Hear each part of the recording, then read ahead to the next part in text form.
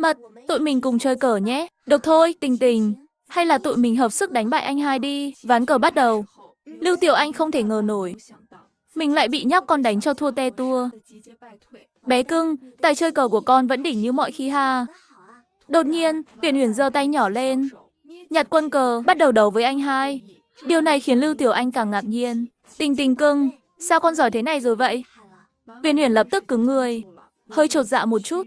Hằng Hằng ở bên cạnh vội cứu nguy cho em. Mami, em tiến bộ thần tốc là nhờ con hay dạy em đó. Lúc mẹ không ở nhà, tụi con thường chơi với nhau, nên em mới giỏi nhanh vậy đó.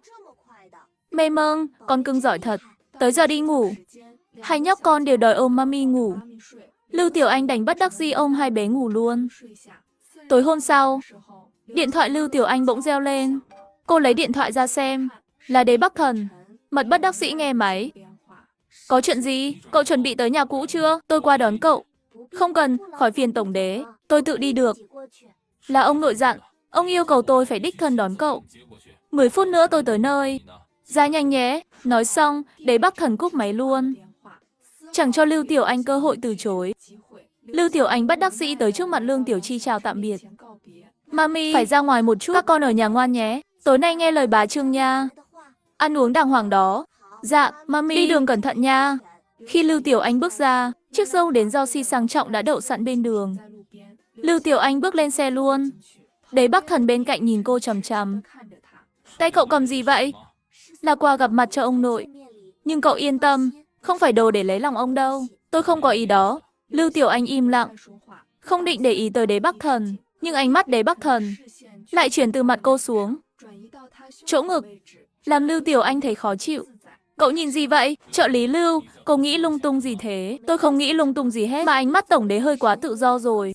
Có gì thì cứ nói thẳng ra đi. Nhìn một cái mà đã là tự do sao vậy nổi. Hành động của cô Lưu vài năm trước gọi là gì? Đó là hồi trẻ chưa hiểu chuyện. Tổng đế đâu đến mức so đo với người chưa hiểu chuyện chứ. Ai mà chẳng từng trẻ đâu, đúng không? Còn nữa, chuyện đã qua lâu rồi, cậu cứ nhắc lại chuyện cũ. Chẳng lẽ vẫn để bụng vụ 10 đồng hồi đó? Tôi thừa nhận là hồi đó tôi đưa hơi ít, nhưng lúc ấy tôi thật sự không có tiền.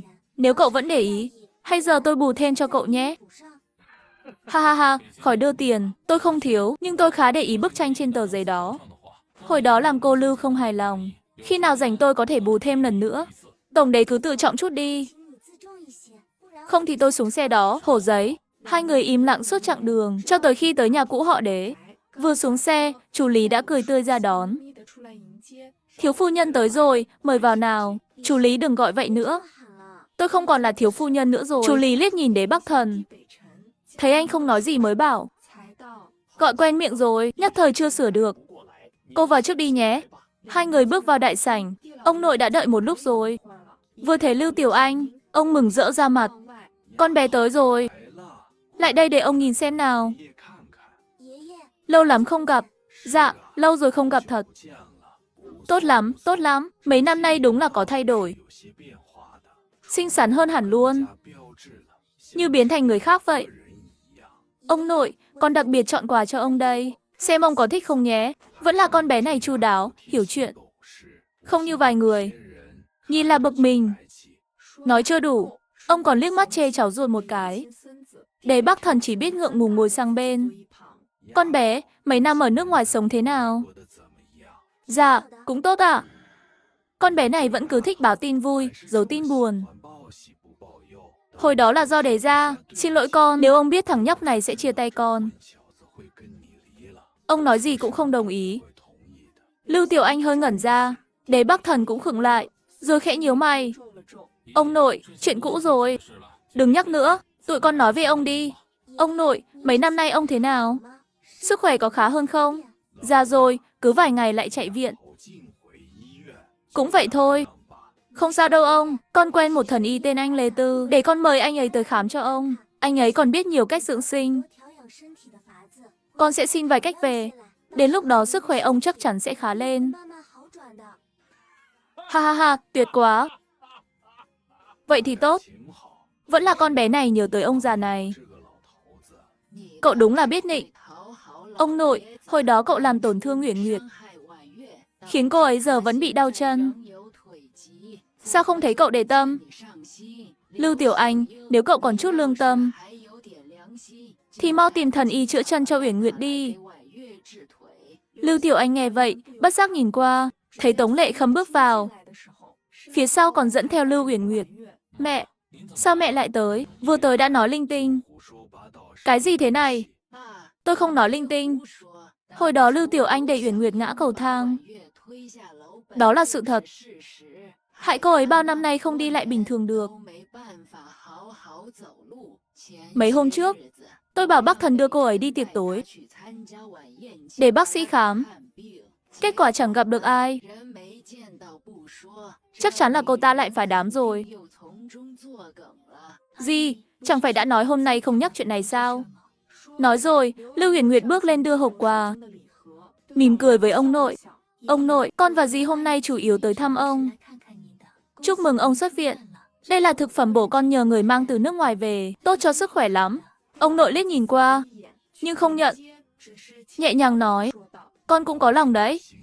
Nhưng bên ông không thiếu mấy thứ này.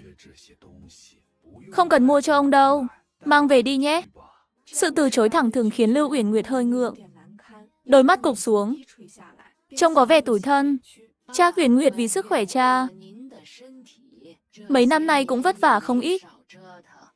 Cha đối xử với nó vậy hơi lạnh lùng quá. Làm vãn bối, con đúng là rất lễ phép. Nhưng rốt cuộc vẫn là người ngoài. Ông già rồi, cứ nhận tình cảm của con. Rồi kiểu này, thể diện nhà họ Đế cũng bị ông làm mất hết. Lưu Uyển Nguyệt nghe vậy, mặt mày lập tức khó coi. Trong lòng dâng lên một cơn tức. Mấy năm nay con không thể ở bên Bắc Thần suôn sẻ. Ngoài việc có hai đứa nhỏ kia, còn có ông nội lúc nào cũng cản đường nữa. Ông già này chẳng bao giờ chịu công nhận tôi cả. Lưu Tiểu Anh nhìn cảnh ngượng ngùng này, ánh mắt hướng về Đế Bắc Thần. Nhưng phát hiện ra Đế Bắc Thần chẳng có ý bênh Lưu Uyển Nguyệt. Lưu Uyển Nguyệt chẳng phải ánh trăng sáng của anh ta sao? Sao không hỏi han cô ấy vài câu chứ? Cha, lời cha nói hơi tổn thương người ta quá. Nếu nói về người ngoài, thì đây mới là chứ. Cha chẳng phải cũng nhận quà sao? Tiểu Anh này, sao giống nhau được? Con bé là cháu ruột của bạn thân ta. Hồi đó còn là cháu dâu của ta. Là người ngoài kiểu gì được? Thêm nữa, đừng suốt ngày nhắc chuyện đầy ngã gì đó. Chuyện cũ dích bao nhiêu năm rồi. Còn lôi ra làm gì? Chuyện hồi đó, con cũng đâu tận mắt thấy. Sự thật ra sao? Không thể chỉ nghe một phía mà phán được. Dù sao ta tin Tiểu Anh. Con bé không phải loại người như con nói. Không phải Lưu Tiểu Anh. Chẳng lẽ Uyển Nguyệt tự ngã xuống sao? Lưu Tiểu Anh nghe vậy, phi cười vì tức. Tống Lệ Khâm để ý vẻ mặt Lưu Tiểu Anh, càng thêm bực mình. Lưu Tiểu Anh, sao cô còn cười được? Làm người ta ra nông nỗi này, cô không thể áy náy sao? Lưu Tiểu Anh, sao cô còn cười được? Làm người ta ra nông nỗi này, cô không áy náy sao? Phu nhân để nói đùa rồi, tôi áy náy gì chứ? Tôi chưa bao giờ làm hại ai cả. Nói về áy náy, thì cũng không tới lượt tôi, đúng không nào? Cô Lưu Uyển Nguyệt, dù sao cũng để tôi mang tiếng xấu bao năm. Cô nợ tôi một lời xin lỗi đấy chứ. Lưu Tiểu Anh, cô còn biết xấu hổ không? Lưu Uyển Nguyệt nước mắt lưng tròng, nhìn từ ngoài vào, như thể cô ấy mới là người bị hại. Lưu Tiểu Anh đứng dậy định đi. Đế Bắc Thần đột nhiên đứng lên chặn mẹ lại. Thôi đủ rồi, ông nội vừa xuất viện, mẹ định làm ông tức tới nhập viện lại sao?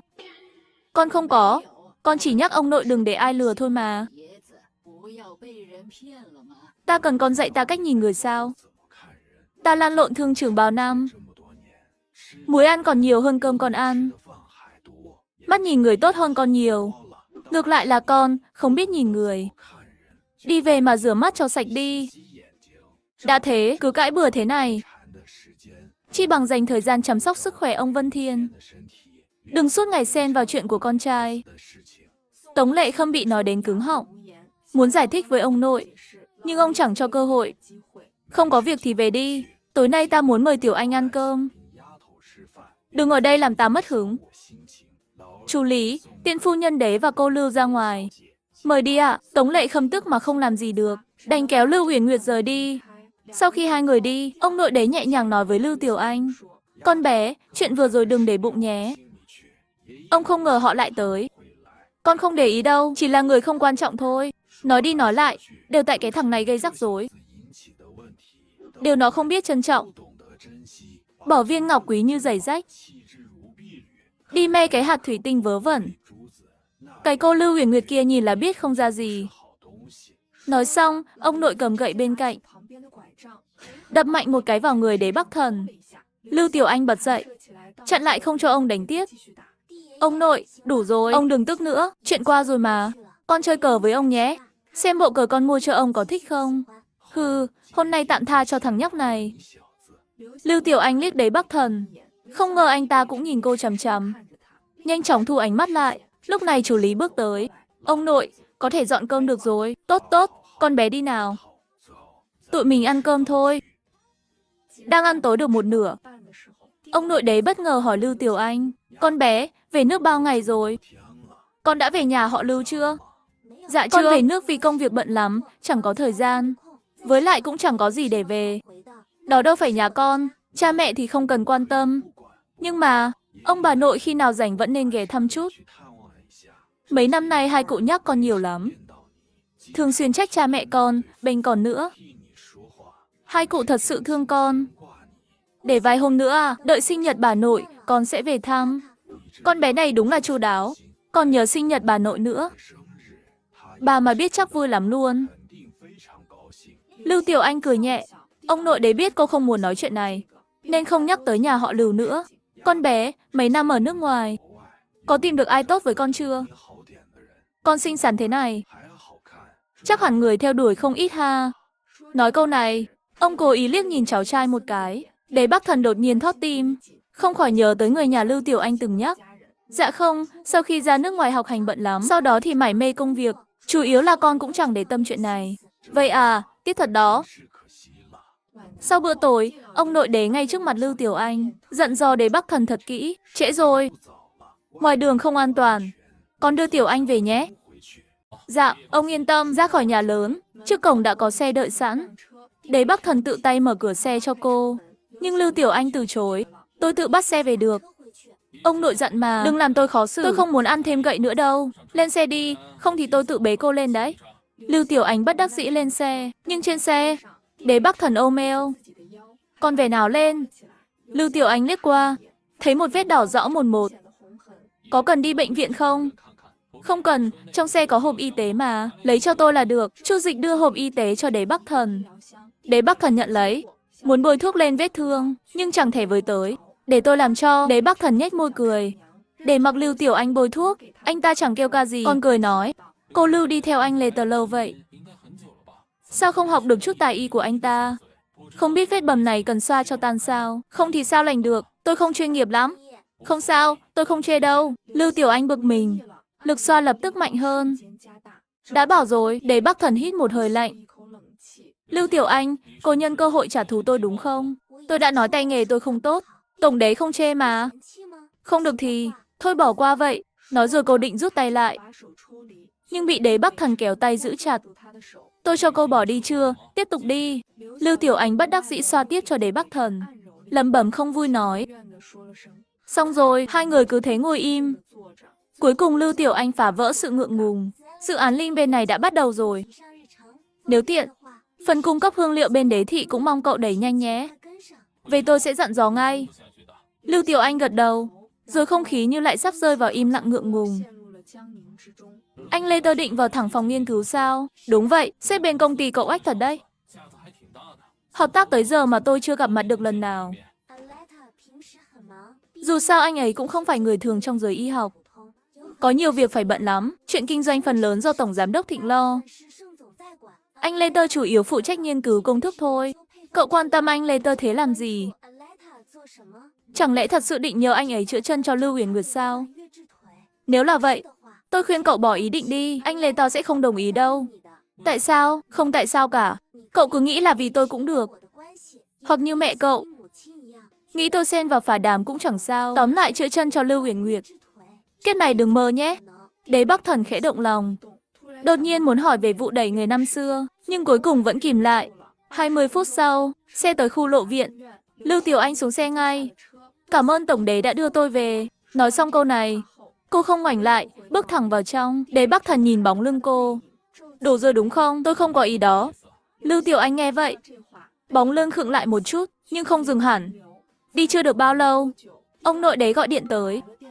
Con đưa con bé về tới nhà chưa? Tới rồi ạ. Không tới thì về chẳng phải lại ăn gậy của ông sao? Ta làm vậy chẳng phải để tạo cơ hội cho con sao? Con có biết tận dụng không? Để con bé bôi thuốc cho con hay gì đó. Con bé đó mềm lòng nhất mà. Dạ không, con nói xem, ngày thường ngoài kiếm tiền ra, con còn làm được gì? Cơ hội tốt thế này mà không biết nắm bắt. Ta nói cho con biết, lần này con còn làm tổn thương tình cảm con bé. Thì sau này ta sẽ tự quyết, tự tìm cho nó một người đàn ông xuất sắc hơn. Con bé Lưu xinh xắn thế này, lại giỏi giang nữa. Người ta đâu phải không sống nổi nếu thiếu con. Con mà còn không biết điều, thì cứ ở vậy cả đời đi nhé. Ông nội tức tối cúp máy. Đế Bắc Thần không để tâm lắm, nhưng đột nhiên nghĩ tới hình ảnh Lưu Tiểu Anh ở bên người đàn ông khác.